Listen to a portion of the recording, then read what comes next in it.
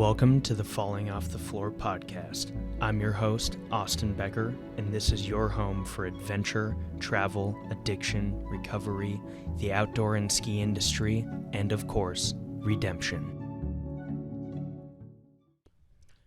Hello, everyone, and welcome to the Falling Off the Floor podcast. This week will actually be a fun one. We are here in the studio. I'm here with Naveed.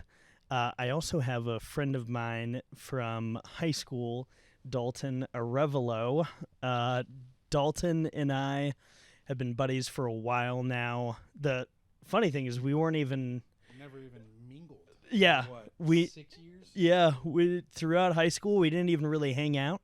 And then, of course, power of the internet, power of social media, in gaming. Well, yeah, the power of gaming. The power. Yeah, the power of that, and we started gaming together, playing Call of Duty. Sure enough, I get a call from Dalton one day, and he goes, "Hey, you still got that extra room?" Austin's like, sorry, man. Actually, I'm renting it out, but I got a couch." I said, "Yeah, that'll work."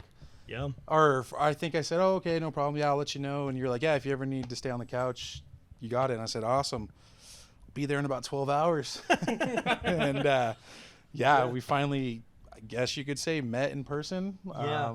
I mean, I feel like we had definitely met before, but that's the funny thing about gaming is like you game with people and you're like talking to them and learning about their lives, and like I had never met your now wife, Danny, but I felt like I knew Danny super well. Spent more time with you on the box than I did with her in the other room. Funny story about that, actually. This last year, Andrew Gambala. Yeah, I was, gaming with this guy for years, and I get a call from him one day, and he says, "Hey, man, I want you to come to my wedding in Virginia." And I was like, "Oh, my God. Holy shit." So I said, "You know what? Fuck it. You only live once. Might as well do this." Hopped on a flight, get out to Virginia, and I was a groomsman in his wedding, this huge wedding. He's got hundreds of people there. He's got 7 or 8 groomsmen, and here I am, this like gamer dude that I've known him for years. Never met him in person, but know him super well. Literally went to his wedding and had like the most incredible experience. That's awesome. It was like such an amazing weekend. We're at the beach. Wedding was beautiful. Met all of his family, and it was funny because like everyone at the wedding was like, "Oh my God, that's the gaming kid." Yeah. That's the old Beckstein over there. That's the old Beckstein over there, is right. So, anyways, Naveed and I thought it would be fun to have you on the podcast because we can go and reminisce a little bit about our hometown and where we grew up in Lake Arrowhead, California. I tell most people, as you probably do too, that from out of town, you're like, "Oh, do you know where Big Bear is?" And it's like, just a little bit across the mountain range and you hit Lake Arrowhead. It's nicer. Yeah. So, Dalton, you as well have, dealt with some addiction in your life. I know your mom struggled for a long time with addiction, and condolences, she passed away because of addiction, and it's a heavy topic. And so anyways, I wanted to give you some space to kind of introduce yourself. Tell us about your story. I know that for a while you were living with your brother alone, you and your brother up in the mountains, and so the floor is yours. Yeah, so when it comes to my mom's addiction, since I can remember really young, she was always addicted to alcohol. She was actually a little bit backwards when it came to, I think, drinking. Mm-hmm. Throughout the week, she'd actually hit the bottle of vodka, Potters, plastic bottle. Oh, Blaze. Yeah, many people probably don't know about Potters. Potters, what is that? Just, you have like Grey Goose, glass bottle, tastes pretty good. Potter's vodka, I think maybe $8.95 a half gallon, just cheap as can go. But yeah, she would hit the bottle pretty hard throughout the week. And then on the weekends was when she'd have, since since I can remember Budweiser. And I always thought it was backwards. Just you think throughout the week, getting ready for work, have a few beers, settle down. But no, she'd hit the bottle hard and then throughout the week. But I also get it too. Maybe just make the weekend last longer. Yeah. Stuff like that. I don't want to say anything bad, of course, about my mom or anything like that. But yeah, the addiction was hard. There was times where Thanksgivings or just some dinners and stuff like that, she'd be cooking and hit the bottle a little too hard, maybe go to sleep and wait a little bit, have like brother and I or dad at the time, or finish dinner or something like that. It's always tough. I was telling you not to slap your hand. My bad. Yeah, I talk with my hands a lot, so it's hard. Do you want me to hold that? Mike? No, you're good. It was just that. But yeah, so that's really hard when it comes to like the addiction part. Is she always did her best to support and everything like that. I'll never take that away from her. But yeah, when it came to the addiction, it was just my mom I think passed away at 53 years old, and pretty young. But she left my brother, who was I think 20 at the time, and I was 15. And that's a lot of people see the current thing for addiction, but the thing that comes after the addiction is if you can't get it under control, you leave two boys behind or men. But but yeah, my brother and I stayed I lived in Crestline, which was below Lake Arrowhead, but same community. Yeah. And honestly, if it wasn't for Lake Arrowhead, my brother and family and we grew up in San Fernando Valley, which is close to Los Angeles. And I know my brother was a part of some, not the friendliest people you should be around, I say, when he was in high school. But by the time we moved to Arrowhead, Crestline, my brother was still in high school, getting out of it. But I was getting into middle school and stuff like that. And when it comes to Lake Arrowhead and the people that you meet, and I don't know, maybe I would have followed my brother's footsteps when it came to just drugs or alcohol. Not that he's addicted, but he has abused them, as most people have. Yeah. But yeah, I had this great support group when it came to not just the sports I played, baseball, football, but even gaming. Yeah, for sure. When it comes to Austin, Nick Crisp, he played sports with him, didn't really know him, but got to gaming, and he's one of my closest friends. For sure. But yeah, that support system that I had in Arrowhead and Crestline, even though I guess you can say, I don't know how to define addiction, really. Yeah. But yeah, when it comes to any really high school boy, him and his brother, as much as they can get their hands on alcohol, I would maybe go to baseball practice intoxicated, or football practice, games, anything like that. But if it wasn't for the people that I had behind the scenes, go into their house in Arrowhead, or they'd come over to my house, make sure I wasn't alone if my brother was working through a storm or anything like that. I always had somebody that I can rely on, or even just say, what's up, or how you doing, do you want me to come over? And that's just a huge thing, I have to say, when it comes to Arrowhead. It wrapped you up. Yeah, biggest little mountain in the world. Yeah, so I know that was a difficult time for you, and you and I have gone into detail over the years about that time, and that kind of crazy situation happened. I remember where your mom left the house, and you guys ended up losing the house because of, and I think this is actually like a bigger topic, and I've brought this up to friends before, that like there needs to be more like financial training in school. Oh. Like you turn 18 years old and nobody knows like the power of money or how to use it, or let alone how a mortgage works. Yeah, or how it uses you, or anything like exactly. that. So, I remember like you guys were left the house and there was some money, and your brother thought, oh, it's a good idea, let me just throw all the money against the mortgage.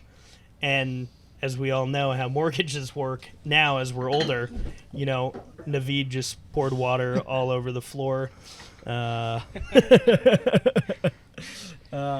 Typical Bengali. Typical Bengali. Yeah, typical. I think it's a common issue that you put all this money towards the mortgage and you think, oh, it's going to lower my monthly payment, but all it does is take away from the principal, and then 30 days later you got to repay it back, not repay, but pay your bill, pay your bill, and you guys got hit with that bill, and that was a huge thing. So I think when it happened, so I was 16 my mom passed, and my brother, he always worked construction, getting by with my dad and everything like that, and my mom passed away. Before she passed away, she really tried to help him to get into the job he has now for Los Angeles County. Yeah, very good job, good benefits, everything like that. But being a 21-year-old kid or man, whatever you want to say, like you said, there's not enough schooling and knowledge when it comes to mortgage or anything like that, property tax or anything like that. Yeah, so my mom passed away when I was 16, but this whole situation with my mom passing away, my brother being an adult, and me being pretty close to 18, I got a little bit of money that from my mom's death, I guess life insurance or death benefit, however you want to say it. My brother got a little bit. When he got it, he put whatever he could to put into the house, and I think at the time it wasn't a huge lump sum. So he was able to pay the month by month. There was no problem getting into work and everything like that. And then by the time I became 17, 18, graduated high school, I got a pretty big lump sum. And he made sure I had a vehicle to get back and forth from college. But we were struggling on the bills, so he put 90% or whatever it was for the lump sum and put it into the mortgage, thinking, okay, if our mortgage is, let's say, $1,000, he puts $10,000 in. He's like, oh, we got 10 months. Like, we're good. Yeah. But that's, like you said, it's not the way it works. 30 days later, here it comes, and, you got to pay. And my brother starting off with that new job, I'm 17, 18, trying to go to school, can't afford a mortgage. Yeah. And here comes, I don't know how long my brother fought it for or help, I don't want to say hide it, but maybe made sure my eyes were a little turned away from the situation. But for sure. Yeah, that was my mom's biggest thing, was leaving a house or a home that my brother and I can have. Mm-hmm. And we had it for, I was 16, and I think by the time we lost it, I was 19, 20. So yeah, maybe like 3-4 years we were able to have the house, but yeah, just bad financial decision, and ended up losing it. That happens all the time, and maybe not your exact situation, but like you turn 18 years old, and like I think in a lot of situations, especially like the situation you were in, your parents were working full time, then your mom passes away, and you don't have that family support. I think a lot of people our age or whatever, when you're 16, 17 years old, if your parents are working 9 to 5, it's not like from 5 p.m. to 9 p.m. when you go to bed, they're like teaching you how mortgages work. Yeah. Like that's not like a common practice, and that's why schools exist. You're supposed to like learn these things in school, which, unless you go to some like private school or whatever that has like specialized curriculum, how are you to learn? Yeah. I know my freshman year of college, there was kids that didn't know how to turn on the laundry machine. Yeah. Like literally didn't know, and it's, that also comes from like some level of privilege where somebody's doing your laundry, but like kids are in the dorms like, hey, do you know how to put laundry detergent in there? It's like you just pour it in there, man. Yeah. How do you start it? Just press the start button, man. Stuff like that. No, I had the same situation when my mom was a very she had OCD really, really bad. So she wanted to do the dishes, so we tried to do the dishes, but it was the wrong way. Okay, sorry. Do the laundry. Try to do the laundry. Nope, you're doing them wrong. You're folding them wrong, whatever it is.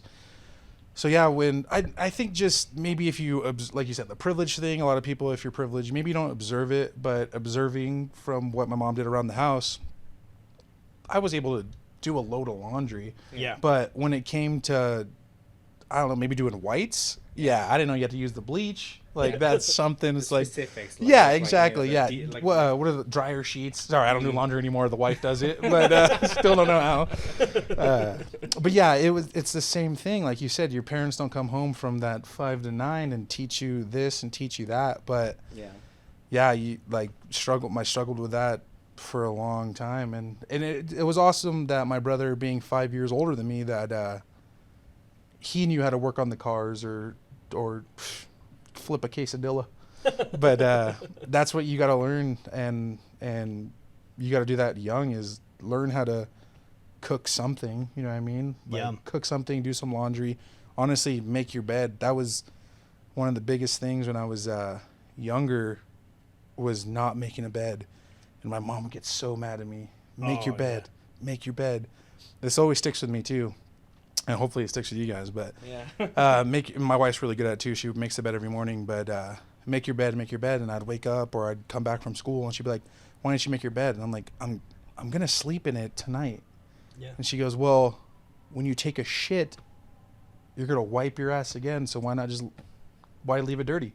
Yeah. And I was like, oh shit. Like, damn. So that's a huge thing, is like, just learn from little things as you can going on. So if you are left in that situation, you're not just, you don't know what to do.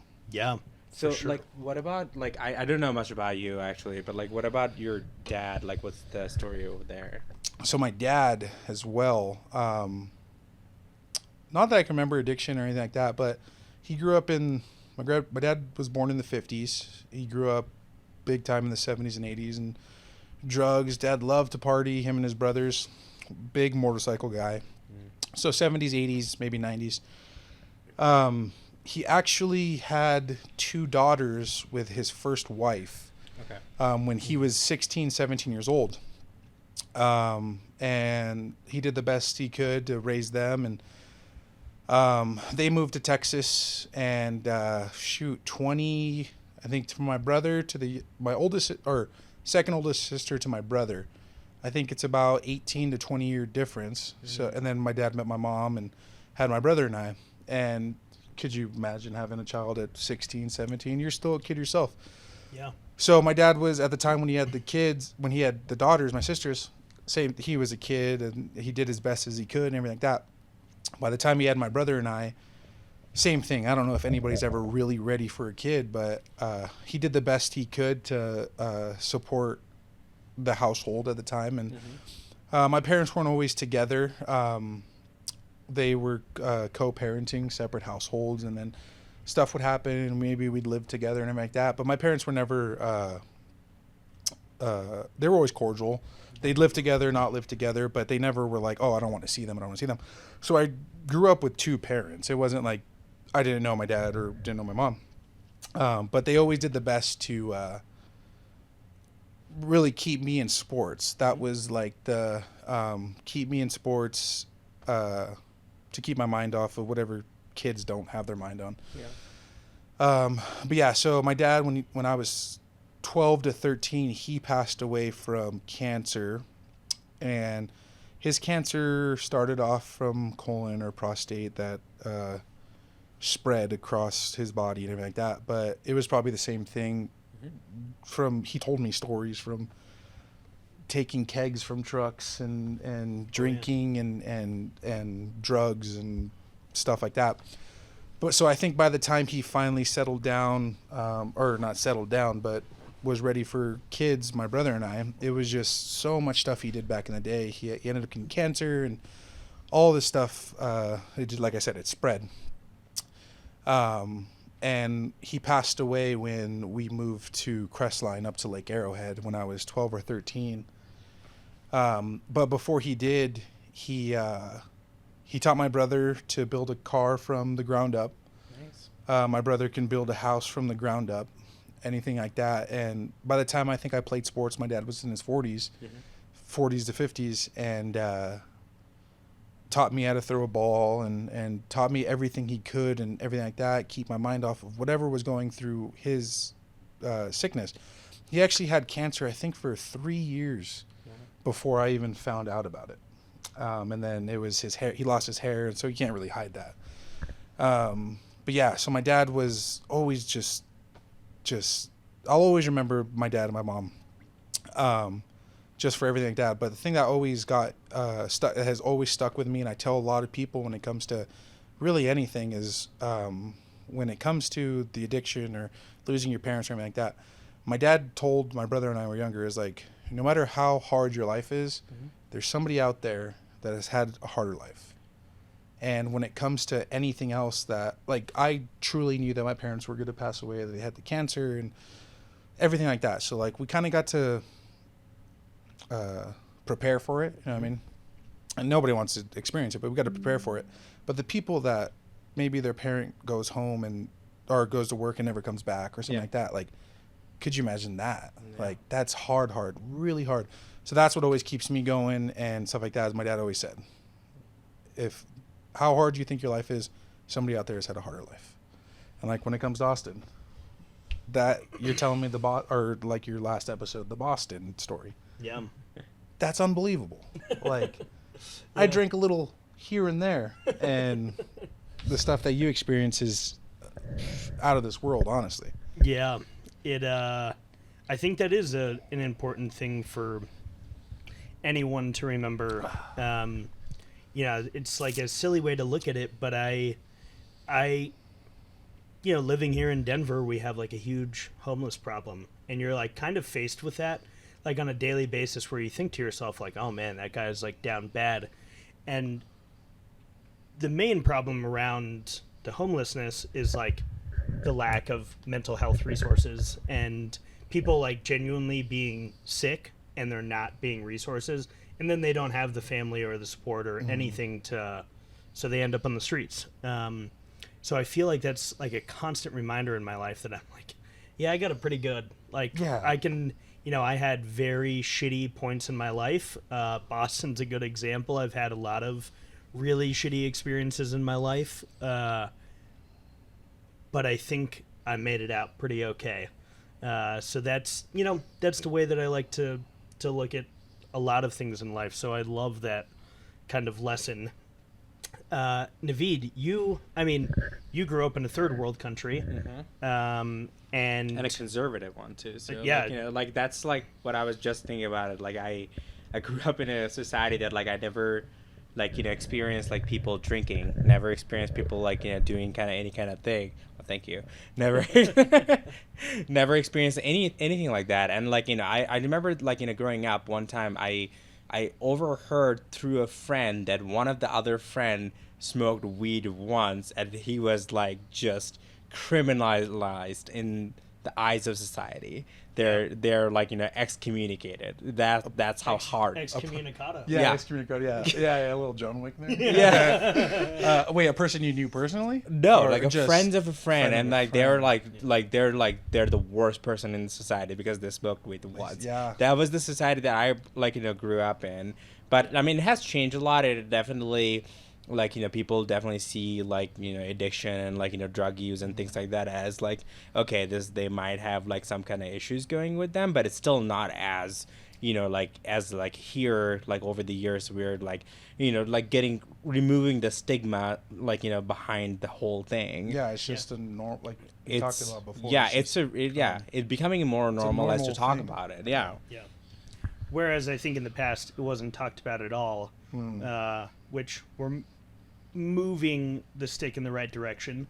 But you grew up in this conservative family and household, and we've talked a little bit about this on the podcast, but like, what was your experience leaving your family? You came to the United States at you were an adult at this point, 17, 18 years old. Yeah. You come to the United States. What was that experience like, leaving Bangladesh in this very conservative lifestyle, showing up to the United States at Michigan State, which is it's out there. It's a out there party school. Oh, so, for sure. Like, what was that experience like when you came to the States and it was like, whoa, This is a Dude, culture Dude, shock. it's such a big culture shock. Like, I show up.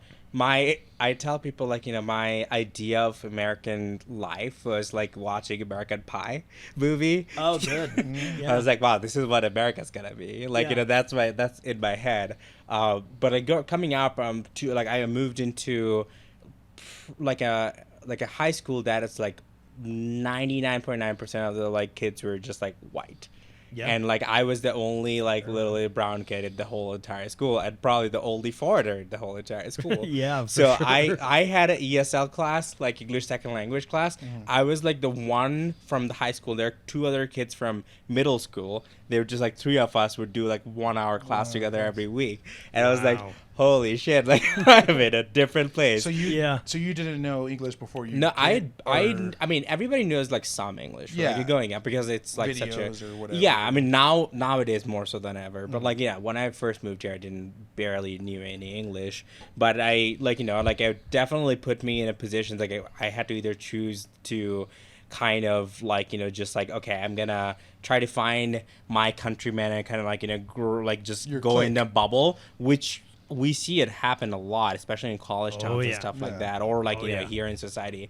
But then I was like, you know what? I'm here to learn. I'm here to like grow. I'm here to grow myself as a human. I just like, just like went out of my shell and just like, I have to make friends, like, local friends. I have to make friends who are like, not like me. They're like, do all the other things. I want to like, experience life through that. So I kind of started making friends like outside like my Your like comfort typical zone. comfort zone group. So yeah, that's kind of like how I broke the barrier. And like, when I moved to I before moving to Colorado, I've had a great experience of moving around a lot. Yeah. And then like that helped me kind of like, not be shy about making, going out and start a conversation and making friends.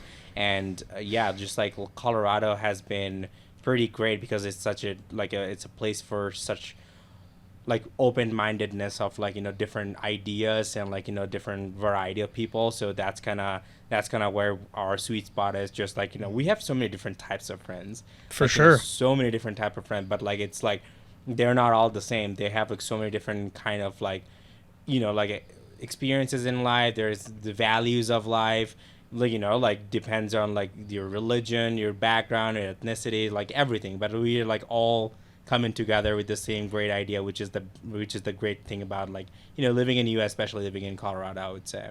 Yeah, Colorado, I think, is a really cool, happy medium in a lot of ways. Yeah. Obviously, like, a lot of Colorado is predominantly white. Like, Dalton and I were talking about this earlier today. Like, this is also a very wealthy state, which we've got this, like, for the most part, predominantly white, especially when you get like outside of Denver. You get up to the mountains, it's like predominantly white.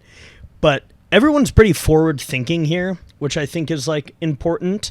I don't think there's a lack of like things to do. So like you got to Colorado, you had never snowboard, like maybe snowboarded a few times, but like jumped headfirst into, you were climbing 14ers and going on these trips with like Danielle and all these different people, and like found your clique through the accessibility to the mountains, Or outdoor, extreme sports or extreme sports, whatever, where a lot of people don't have that ability at all. The opportunity. Exactly. It is at the end of the day is the opportunity, because like I never thought I had this in me. Like never. If you asked me like 10 years ago, like would you be like, snowboarding a big peak and setting it off like cliffs with your friends and just chasing Or them in the backcountry? You like went to Alaska, right, as well? I Or- did you not. went to Oh, Alaska. don't remind me of Sorry that. about that. Sorry. Wasn't sure. Sore Uh, subject. Oh, Yeah.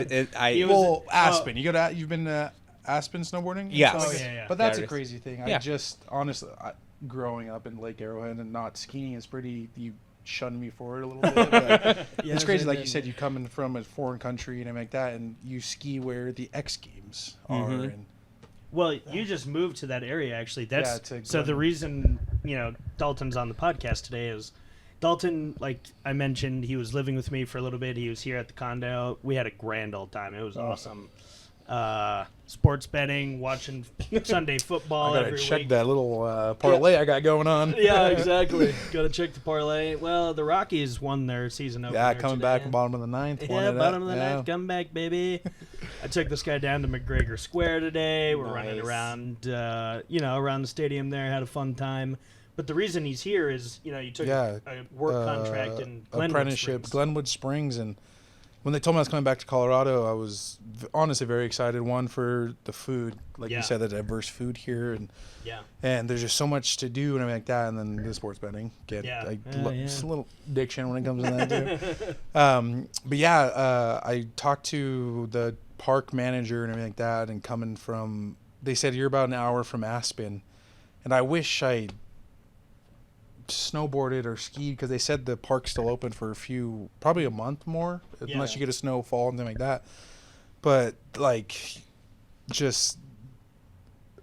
man, like you said, the opportunity to come here and ski where professionals, X Games, gold medalists, and here you are just on Monday, Tuesday, just hitting the same slope. Like, that is so crazy to think about. Like, for you to get out of your comfort zone and come here, like, that is awesome. Big time. Yeah, it's pretty cool. I feel like we have like a very diverse ski group. Not, I mean, ethnicity, sure, but in terms of like skill levels too. Like, there's people at tons of different skill levels, and I think that's a cool thing about skiing and snowboarding, that it like doesn't really matter. Like, your background doesn't really matter. Yeah. You just like connect random people on the mountain. You met Elizabeth on the chairlift, who is now like turned into one of our friends, and you guys were in, you met on a chairlift in Aspen or whatever, and now we've been skiing with her and her husband at Mary Jane all the time. Like, that's a pretty darn cool like way to connect with a random human being. It's just like you get thrown on a chairlift with someone, and immediately you have one thing in common, and it's that you like to be here, or you wouldn't be paying all this money to like be doing this thing. So winter sports has always been that for me, where all of my closest friends, I mean, growing up in Big Bear, skiers were the... You mean Arrowhead? Yeah, Lake Arrowhead. Sorry.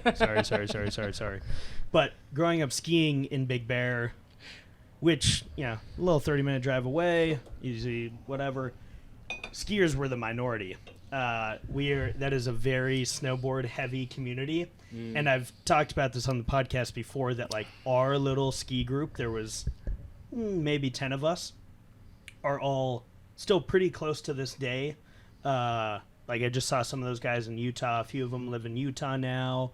I've got a buddy up in Mammoth, like, still getting after it skiing. But like, my buddy Jared that I grew up with I just called Jared one day and was like, "Hey man, you want to go to Alaska?" Jared went to Alaska. Yeah. Balls to the wall. I hadn't seen Jared in a long time, and I just called him up one day and was like, "Look, man, we're looking for like a good snowboarder. You want to come to Alaska on this trip?" And he was like, "Fuck yeah, let's do it." That's so and cool. yeah, so I like drove down to Salt Lake City. He lives right outside of Salt Lake City. I drove down there. We flew out together from Salt Lake to Anchorage. Dude went right into it. It was awesome. Like, we were skiing some of the gnarliest lines I've ever skied in my life. And Jared was like, well, there's only one way down. Like, let's do it. And was just sending it. Fucking down. Yeah. Send those chips down to fall line, baby. Skiing is that. And I think that happens in a lot of sports. You were a football player. Big body Bess here. You were a football player, and that camaraderie that you built with your football squad, you're still close with a lot of those guys. And yeah, I think there's a handful. What's a handful? 5, 6. I'm still close with them, and even one of my really good, Blake, good friend Blake. He's actually in the Blake Decker, not Becker. Yeah, Blake Decker. Yeah, Decker. He's in the Air Force. He's in South Carolina, completely across the country, but bringing it back to video games. I talk to this guy, at least try once a week and everything like that. But when it comes to those sports, extreme sports, whatever it comes to, the cliques and everything like that, he really didn't talk to too many people outside of sports, maybe a few here, a few there. But the video games brought us together, brought many people together. But he actually went to play college football, and when it comes to college football, the only thing you're trying to do is get to the next level. Yeah. Right? That's the only thing you're really trying to do is get the next level. The here and only there. focus. And when it comes to high school football, yeah, of course everybody wants to get to that next level, but if you know you don't have it, you're just going to go out there and have some fun. And that's what a lot of us did, is we just went out there to have some fun. Heck yeah, man. And so he played college football, and Redlands had a scholarship, I make that. And he said, man, I don't care for these people. Like, yeah. all they think about is Winning. Yeah, winning, try to get to this and try to get to that and stuff like that. And he played 2 years of college football and just was like, I doesn't care to talk to him. And he talks to the boys from back home, or the people that really, really click and everything like that. Yeah. And like you said, when it comes to like the skiing and stuff like that, that's what keeps you together from back home, is the skiers or the snowboarders. Like, for sure. It's so crazy how just little hobbies, as you can say, is huge things in your life. Yeah, and I think skiing or any sport is unique in that sense that you see it in basically every sport on the face of the planet. Like, it connects people that you would think to yourself you would never like talk to. If you're walking down the street, you're like, I'm not going to talk to that guy. Yeah. Then you get on tennis court, football field, ski lift, whatever. Like you guys, you just tennis, like yeah. random situations where you're just like, oh, I actually do have something in common with this guy. Let's go ski. Let's go do this. So I've always loved that about sports. It, like you said, it's kept me connected to a lot of people from our hometown. Yeah. Mm-hmm. Not a lot of people stay in Lake Arrowhead. No. Well, I feel like a lot of people stay in there, but yeah, I mean, I guess I feel like it does kind of trap people. Like small mountain ski communities do kind of trap people in a sense. But I don't know, a lot of I feel like maybe it's a 50-50 split. Yeah, it's really hard because I guess coming from an outside perspective, most people that you were in Arrowhead for like a lot of your life, right? Or your whole life? 6 to 18, yeah. Yeah, so I moved up to Arrowhead at Crestline when I was like 12, 13. So I saw close to LA, San Fernando Valley, the gunshots and just crime and everything like that. Yeah. So it's actually really hard when we were growing up in high school at RIM or in Arrowhead, and people are like, oh my gosh, I can't wait to get off this mountain. I can't wait to do this. I can't wait to leave this place. Yeah. And I think it's really hard for people, like you said, a lot of people don't stay. And that's probably true. A lot of people don't stay, but they actually move back. Yeah. Is because what you don't see from when you're living up there above the clouds is the crime or the homeless or whatever it is, that we actually had a really, really, really good life up there. Yeah. Like I was saying before, with parents or addiction or anything like that, like it's a beautiful sanctuary up there. Like, yeah, it's for awesome. Sure. And the people that don't discredit the people that stay there, that don't get away from it, but the people that actually leave is like, wow, I had something lucky up there. So to go back, and that's honestly one of my, I guess, plans, maybe not to raise a family there, but if I went back to California, if I went anywhere, it'd be Lake Arrowhead, just to have that bond. And for sure, you can, from Lake Arrowhead, you can go surfing, snowboarding, off-roading, golfing, all within 45 minutes. Yeah. Like, where else can you do that in the world? That is unbelievable. Awesome. Yeah, it's it's a pretty unique place.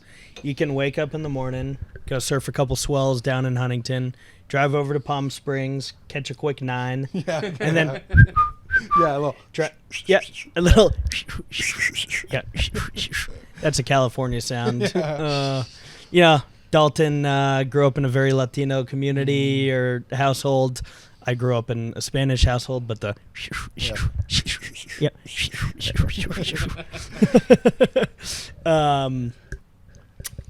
Anyways, We lost 5 listeners there. Just yeah, we lost. but we gained 10 Hispanics. Yeah, Yeah. we gained 10 Hispanics, lost 5. Yeah. I don't even know where the heck I was. Where the golfing again. Oh yeah. Oh, Yeah. 45 minutes here. And there.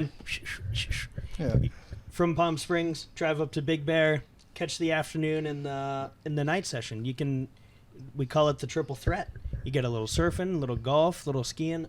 I don't know if there's anywhere else in the world you can do that in like comfortable weather. Mm-hmm. Like you can literally be at the beach, and the Pacific's cold. 76, 80 degrees outside. Yeah, the water's cold. Pacific's cold in the winter, but you wear a wetsuit, catch a swell. Go to Palm Springs, 85 in the summer, catch a quick 9, right up to Big Bear. Yeah, they're getting, what, a foot last week? Yeah, Like, it's pretty crazy, man. It's a very diverse place. And back to kind of the topic that you were getting at, that like, yeah, for me personally, just with like the addiction and everything I experienced, I wanted to like get out of that small town community because yes, Lake Arrowhead comes with those benefits of like, it is kind of a sanctuary, but it also comes with, there's not a ton of resources like Lake Arrowhead. what else is there to do other than Drink, party, ski, party? Yeah. go to the That's lake, thing, too. do a little That's hard. wakeboarding. So like in my situation, I feel like it was almost like fleeing the nest, but I don't look back at my childhood as like Yeah, regret. like a bad thing growing up in Lake Arrowhead. Lake Arrowhead literally gave me everything. Like I get paid to ski now. That's pretty freaking cool. Yeah. That would not have been possible without growing up in skiing in Big Bear. Yeah. Like that just wouldn't be a thing. And as much as I think a lot of people that like leave Lake Arrowhead and then move to a place like New York City, like we have, there's people from our high school that went to these like big Boston, Huge New York cities, City, yeah. whatever, and they're the first people to be like, Lake Arrowhead sucks. Yeah. Like they wanted to escape that small town feel, and like they jumped head first into like, let's get to Manhattan and like live the big city lifestyle, which I think in a lot of senses, like people maybe don't connect with the mountains or a small town community as much as maybe we did.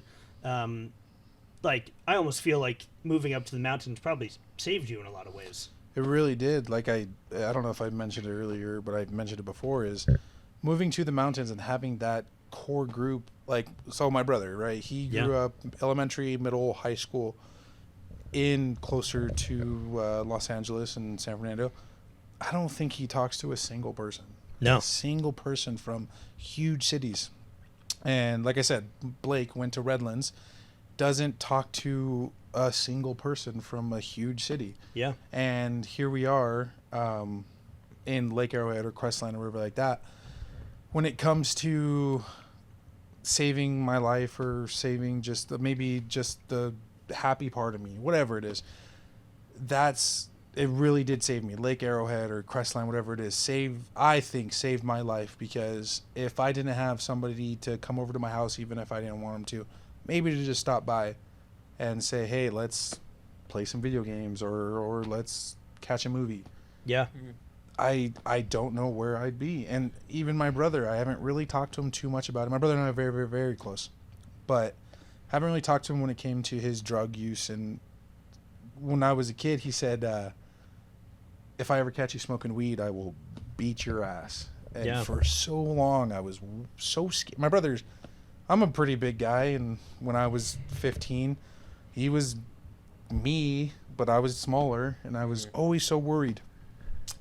So if I smoked weed or did this or did that, I would hide it from him. And then he just wanted me to pick the better choice or whatever it is. And he doesn't care now, or he didn't really care at the time.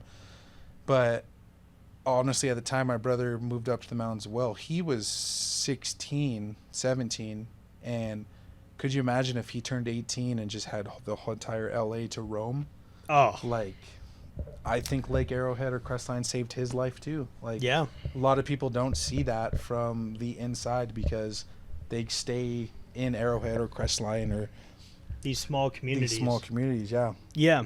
And, I think there's, like, any place on this planet, there's pros and cons. Yeah. No matter where you are, and some people's pros can be other people's cons. I think Lake Arrowhead in a lot of ways was kind of my like breeding grounds in a sense, and where I learned my love for everything that I do today: photography, the mountains, outdoor skiing, everything. And I think a lot of people that live in Lake Arrowhead have like totally different experiences. Like some people like don't get into skiing or the outdoors. Some people like really lean into it. Some people like love the small town. Some people don't. You know, whatever floats your boat.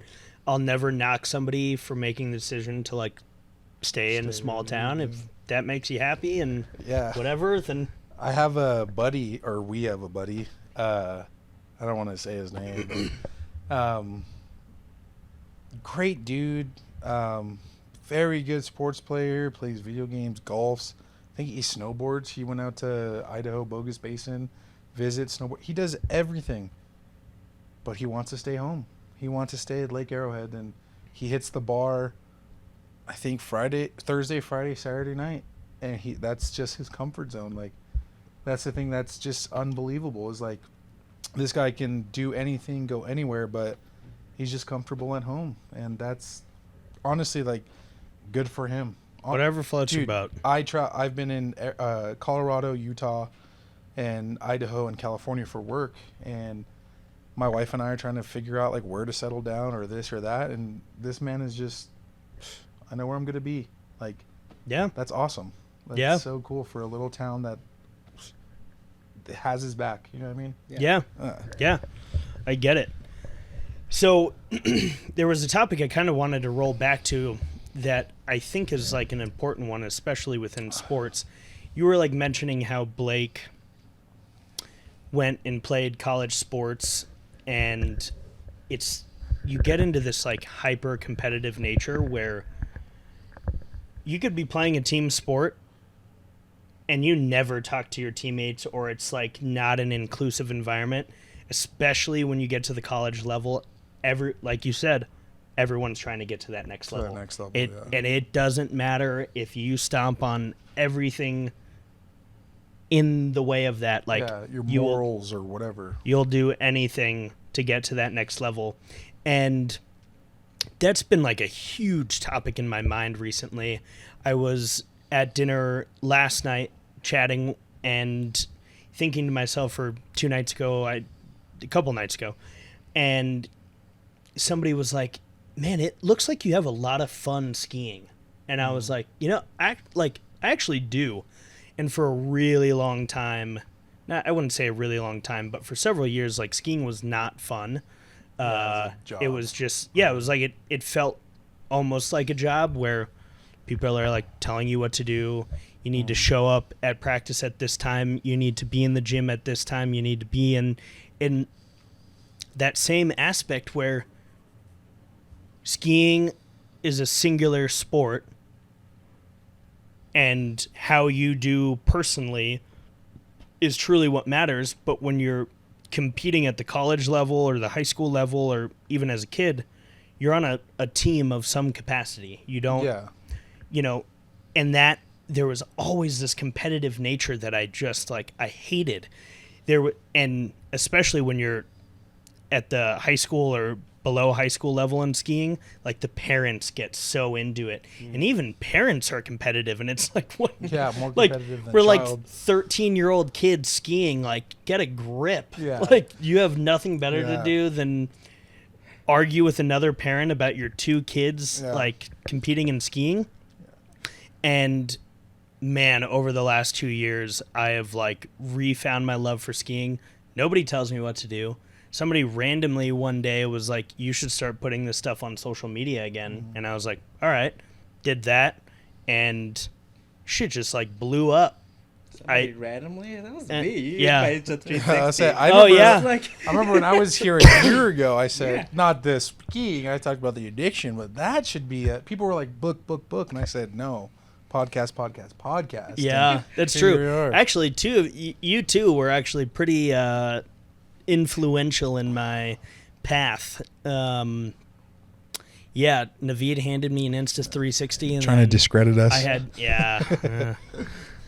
Naveed handed me that Insta 360. I took the clip, and tons of people are like responding on Instagram, like, give us, post this stuff. And I was like, okay. So I bought myself a GoPro and started taking clips. And then in the off season, like all these brands started reaching out, and I started working with sponsors again. And I was like, whoa, this is like, I can actually make money doing this, and I don't even compete anymore. Like, this is fucking awesome. Who would have thought? Yeah. So yeah, it's been like a kind of a crazy path, and I think a lot of athletes face that, where in Blake's case, he was like, this sucks. Like, no one's actually a team here. He got, like, I think he got concussed 3 times in that college stretch. Yeah. And he was actually, I think when he was a freshman, his position, he was a tight end. He was second string as a freshman. The senior was first string. By the time it came to his sophomore year, it's like, okay, I've been here for a year. I know the playbook. And it's his time to start. Yeah. And I think from that freshman stretch summer to that sophomore year, he had a few concussions or whatever happened. He ended up being third string when he was the next in line. And that's because when it came to the coach or came to this, like, then, like, oh, we don't need this guy. Like, he's hurt, whatever it is. Like, that sucks. You know what I mean? Like I played, most people play in high school, they play with injuries or whatever it is, just because you want to be on the field with your brothers or whatever it is, like, when it comes to that. And that's the thing that a lot of people, like you said, or like you were saying, was nobody tells you what to do and this and that. And playing sports in high school, if you going through the moment, man, this sucks, this, that, blah, blah, I don't want to do this, I don't want to do that. I actually started playing, but I played adult baseball for 3 years after high school. And there was no practice. There was no doing this, doing that. But I would show up on Sundays and get a few base hits, pitch a few innings, and it was just for the love of the sport. Yeah. And I actually talked to a few of those guys just because, like you said, we're here because we love the sport. It's not because we're going to make the pros, but it's because we have that common bond. It's awesome. Yeah. Sporting is, we've touched on a lot of the different aspects of sporting, and I think it's, I mean, for me, it's the most important thing in my life. Whether that's like watching sports, playing sports, betting. No. I'll throw in a couple parlays here and there. When me and you were living together, we were throwing parlays left and right. That one time, like, I think you just talked about him earlier, Andrew, when he came over when we went to the basketball game. Like all of us together, and you guys had this like insane parlay. Oh my God! I'll never forget that. My buddy Andrew was in town from Louisiana.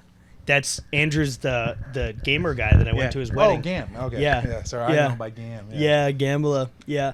He came out to Denver. We went to the first in-season playoffs with the NBA that knew... For the Nuggets? Yeah, the Nuggets. Nuggets were doing an in-season playoff game, and we had this wild parlay. Like, it's just makes the game more interesting when you go in person. Yeah, it makes you want to pay attention. We literally put like $5 on it. This thing starts playing out, and we've hit 6 of 7 legs of like this intense parlay, and all we needed was a triple-double out of Jokic, which I say all we needed. Yeah. That's a big ask for most players, but Jokic gets a lot of triple-doubles. Dude, he missed it by 1 rebound. Rebound. That's 9 rebounds, letting you know. Yeah. 9 rebounds, like 14 assists, and 20 points or whatever. No, he had like 30, 39, 40 points, like a typical just insane Jokic night. And Andrew and I were like up there in the nosebleeds screaming, just rebound the damn ball, grab it, kick him in the nuts if you have to, just throw some bows. Throw some bows, tackle him, get that ball. Yeah, you guys both lost your bets that day. Man. But that makes like watching some sporting events so much fun. I'm not encouraging the gambling on. Yeah, if you- especially with addicts, they're the worst. yeah, It's not good for me. I've tried to take Yeah. this guy to Blackhawk to the casinos a few times. My wife's like, "Oh, should you really?" And I'm like, but Yeah. yeah, when it comes to the gambling or whatever it is, I don't want to encourage it. But if you have the money, that's a huge thing. Just $5, whatever, here or there. Yeah. But yeah, last year or not? Was it last year? Whenever I was here, Yeah. I had a 16 leg parlay. Yeah. All I needed was Stephon Diggs, 1 touchdown. This guy's had 9 games for a touchdown. 10th game, here I am. Oh, easy money. Got 1 leg left. Yeah. Doesn't hit a touchdown. 16,000. You kidding me? Unbelievable. That's the crazy thing about betting. You know how I actually initially got into betting? I was just telling Emily this because she's from Maryland. She's a big Ravens fan. I think you were here when this happened, or it was right before you got here. It was like week 1 of the NFL season. Yeah, I was here before the season, so. I put this parlay on a free bet. Bet 365. Oh, you told me, Yeah. you told me bet MGM. Yeah. That's what it Bet one of these like services were starting the betting in Colorado, and they're like, bet $1 and get $200 in free bets. So I'm like, all right, here we go. I get 4 $50 bets. I put $50 on this like crazy Baltimore parlay. It was like out of control, but makes sense.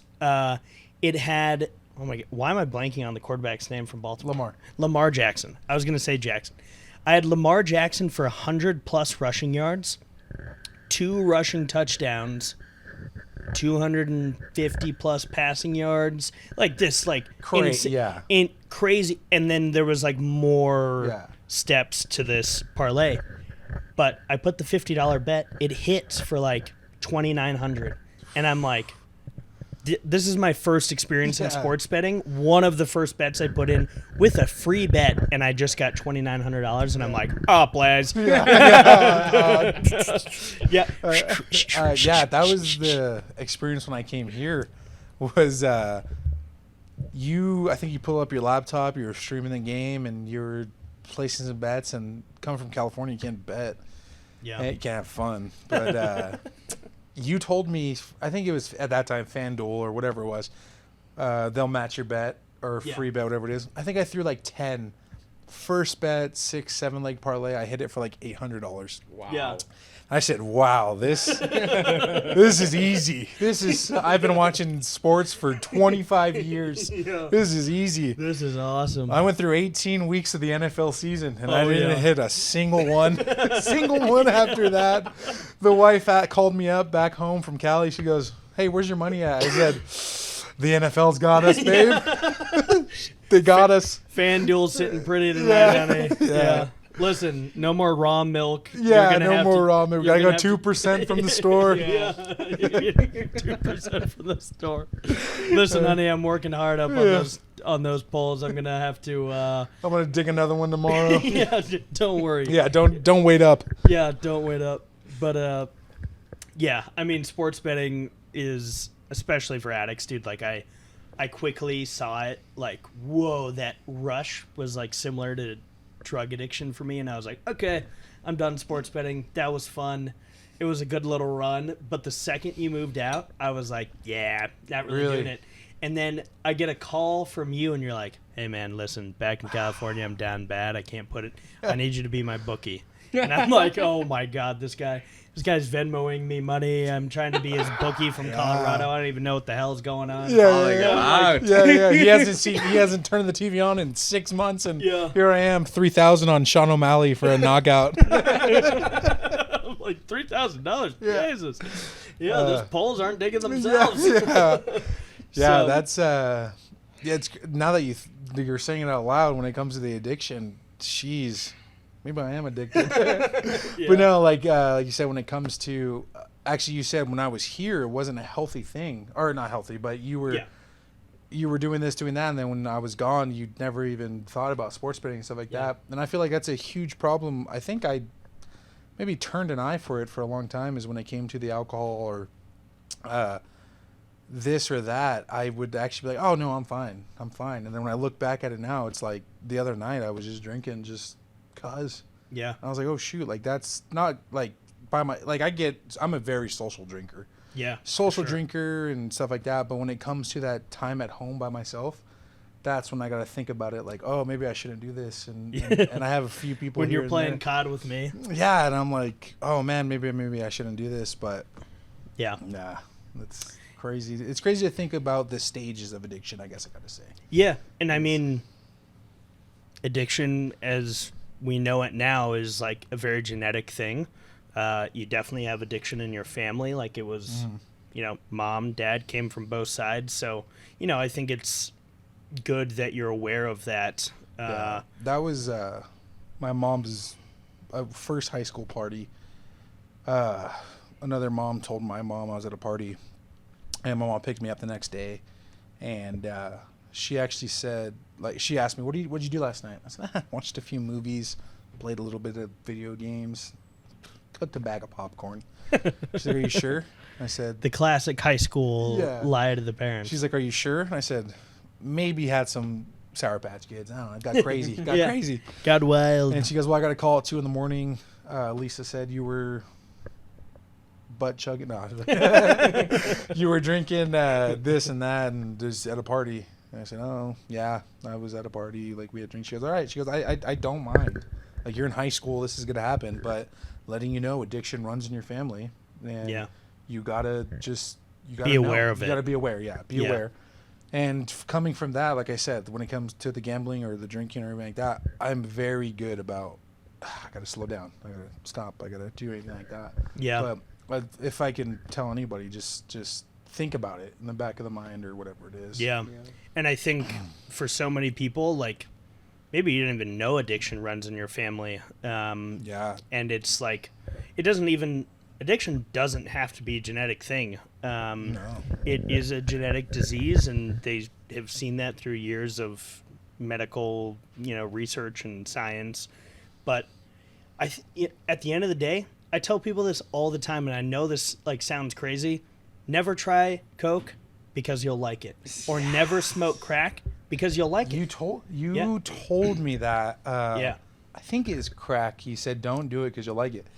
And I have a buddy. I don't think I'd ever inject anything. I'm not scared of needles, but I don't want a needle. Yeah. But good. I have a buddy. You start injecting shit, I'll be coming down to Glenwood Springs. Come to Jesus. Yeah. And I'll be joining you. No. But one of my buddies, we were talking about drugs, and I've done a few drugs in my life and stuff like that. But he talked about, what is it? You can smoke crack, right? Yeah. Like, can you inject it too, or I mean, what do you inject heroin, right? yeah, you can inject anything, but Can you smoke anything? yeah, well, not really, but What Crack- can you inject and smoke? Either, like, I gotta say, like, one of them. crack right? crack is the smokable version of cocaine. Okay. So we were talking about this, like maybe we never inject anything, but when it came to crack or whatever it was, like, when it comes to me for like smoking, vaping, I haven't vaped in quite a while, but I've been vaping or smoking hookah, whatever it is, since I was 14. Same. And it took a long time, and it was a big thing with the wife. She'd get really mad. But I haven't vaped in a few months, and then even before that, I was maybe vaping once every here and there. Yeah. And my buddy was like, honestly, if I did it like any hardcore drug, I'd probably smoke smoke crack or whatever it is. And I think whenever you want to do a drug with somebody, you don't want to do it alone. Yeah. You think you want to do it with somebody. And I had a friend. I was like, honestly, if you want to try it, I'll try it with you. Yeah. And he's like, all right. But we never did. We never Good, did it. man. We never did it. And you told me from one of the stories here, you were standing right there. Right And- on the other side of the And studio. you were like, honestly, I have to say, if you ever have the opportunity to smoke crack, don't do it because Yeah. you'll love it. Yeah. And I was like, oh, I got to give me some crack. No. but like, I know what you mean. Like when you said the cocaine, shoot, I did cocaine in high school. And like I said, my brother told me for so long, if I ever did drugs or did this, he would kick my ass, blah, blah. So you hide it here and there. And I've done coke I smoked weed, I've drank, I've done acid, I've done E. And like you said, when it comes to coke, when you do coke, you'll like it. Yeah. And it's like the crazy thing about like so many of these drugs is you get to a certain age, you like think, like when I was 14, 15 years old, competitively skiing, I was the first person to be like, oh, I'll never do these hard drugs. Oh, like, The you DARE know, program. yeah. yeah, I'll yeah. never What would that even stand for? I forgot. Yeah. Yeah, obviously it worked. You know, Sure. it's Yeah. like you don't think about ever like I surely when I was 15 years old did not look at 19-year-old me thinking I was going to be injecting hard drugs Yeah. into my arm. Like you don't have that thought, and then it's like placed right in front of you, and if you're like I was a very experimental kid. I came up in this like affluent, very kind of strict family that That's a tough thing too. Is this? Yeah. What's the biggest? Sorry to interrupt you, but the biggest thing in the world is when somebody tells you you can't do this or you shouldn't do that. What's the first thing you want to do? I want to do it. You For wanna some do it. for some people it's like, okay, I won't do it. Yeah. I am that rebellious type, and I was always the black sheep in my family. Like all my brothers are super successful and going to these Ivy League schools and this and that and whatever, and law school and medical school, all this. Mm-hmm. And I was just like, nah, I just want to ski, smoke weed, and like be a rebel without a Yeah. cause. Mm-hmm. And I try and tell people that all the time. Just never smoke crack. You'll really like it. And it's like, it's like, I don't even know how to explain that feeling of like, that was a crazy, I talked about in the last episode from Boston, like, that was a crazy moment where I was in this like, fuck it attitude. Like, yeah, load it up. I had never done crack, and it took 0.3 seconds for me to be like, let's do it. Boom. Things in my mouth. I'm smoking it. And I never looked back. I was Yeah. like, this is the greatest thing on God's green earth. Sliced bread. Yeah. Like literally the greatest thing ever. That's so. And everyone experiences that. Like if you've made it to the point that you're smoking crack, you like drugs. Yeah. Like you don't just start smoking crack. You've dabbled in the game of drugs. If you make it to the level that you're smoking crack, you're going to like it. That's crazy. And that's, I think that's, and I was not the first person to say that. Good friend of mine, you might know her, Delaney Gibson. Yeah, I know who she was, is. yeah, she was older. She lived around the corner. She was my best friend, kind of like an older sister to me. And her mom, Brenda, first marriage, was married to this guy for several years, got into coke, got out of control, ruined his life, ruined that marriage, gets a divorce, and then remarried and had Delaney. But she told me as a kid that line. She said, Austin, never. That's the sound of Leonard. yeah, Leonard's food just went off, and he is a happy boy. He goes running across the room and grabbing that quick. Yeah. Oh, there's seconds. Yeah, there's seconds. She said that line to me as a kid because I think she knew I was like turning into kind of a experimental high school kid, drinking, smoking, whatever. And she said that, I'll never forget, right at the bottom of Cuffle Canyon Road in Lake Huron. I don't know why. It's like drilled in my memory. I'm in the car with her and Delaney, and she said, Austin, never try coke because you'll like it. And that has like stuck with me for the longest time. And I think when I was sitting in bar rooms sniffing coke off the counter, Yeah. that was probably ringing in my head like, oh boy, you were right, Brenda. right, yeah. Like, this stuff is awesome. And I think that's an important thing for like people to realize, especially kids. I know that there's a level of a younger audience that listens to this podcast, like skiers, like young aspiring skiers that listen to this podcast and have kind of like looked up to me and reached out to me about my story and everything. Like if there's one thing I could tell a high school kid right now, it's that. Like just keep it to the fun experimental stuff. And even that, be careful with it because you'll still, even the lighter stuff, you're going to like it. Like regardless, you're going to like it. I know people that, or we know people that smoke weed and they smoke weed every day of their lives. It becomes a part of them. It's Yeah. They can't function without it. But Yeah. like you said, when it comes to the coke, and don't try it because you'll like it. I remember I was at a not even a party. I had a friend of a friend that was like, hey, this guy was really cool. He had a good time at a party. He said, hey, bring him over. He told a friend to bring me to his house, and he bring me to a house. And I think at the time I was 14, 15, and this guy brought out this Ziploc gallon bag of cocaine. And I was at the party, or not the party, the kickback. It was just a few of us. And he pulls out the coke, or just starts cut up some lines, and he goes, oh, sorry, like, do you want some? And I was 14, 15, and I was like, oh my gosh, like, never seen coke before. I don't know if I want to do coke. And I was like, okay, I've never been to this guy's house. In my head, like, I was racing. In my head, I was like, if I don't do coke, this guy's going to think I'm a wuss. Like, get out of my house. You're a that pussy. peer pressure. Yeah.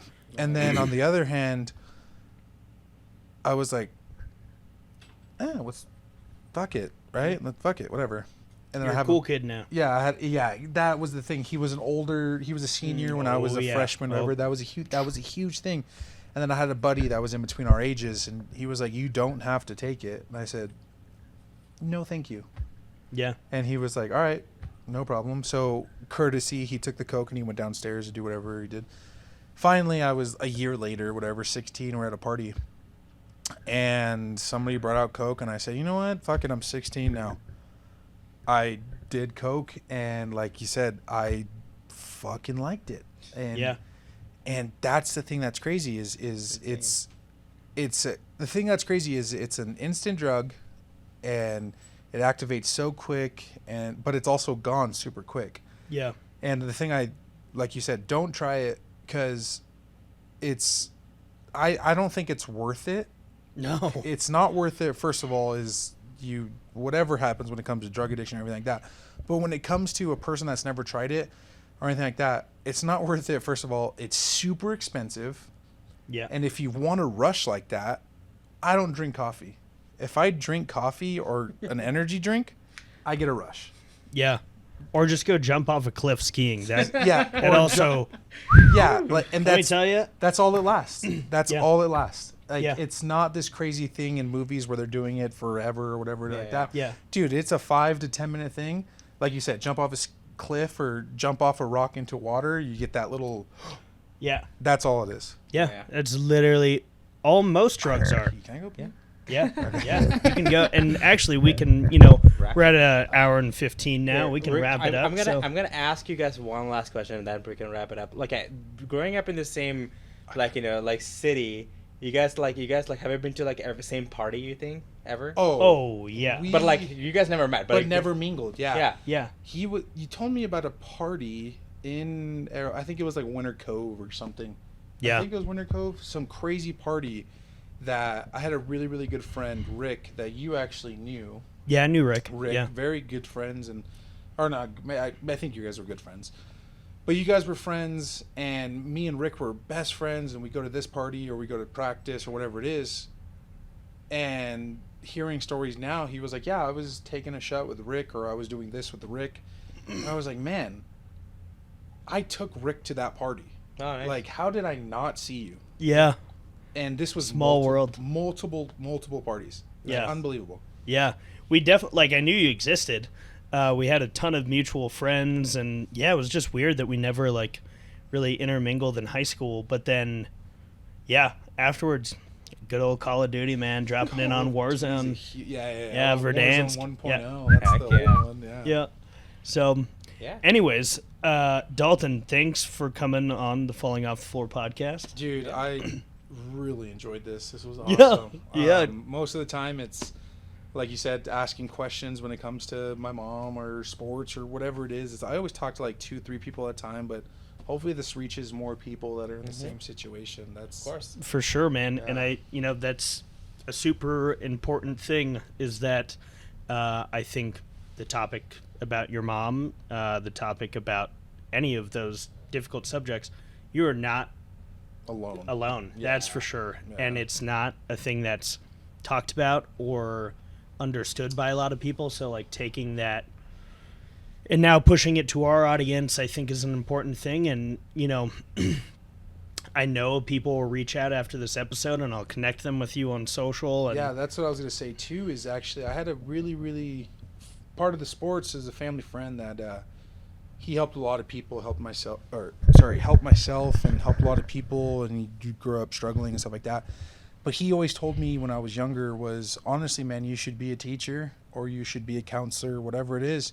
But when it comes to this, if people want to reach out and just have a question or anything like that, and it's for being 27, I think I've lived a pretty long life. It's pretty crazy, and I'm not saying I have all the answers, but if you have somebody that maybe could guide you into a thing or just answer a question or maybe open your mind about a question, I would love if people reached out. That'd be awesome. Yeah, for sure, man. Well, as always, thank you to the listeners. You guys make this whole thing possible. I know last few episodes have been a little heavy. We've got some awesome guests coming. This episode will actually probably come after you listen to those guests.